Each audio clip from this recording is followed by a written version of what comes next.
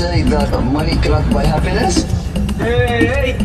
Habibi, come to Dubai. Dubai.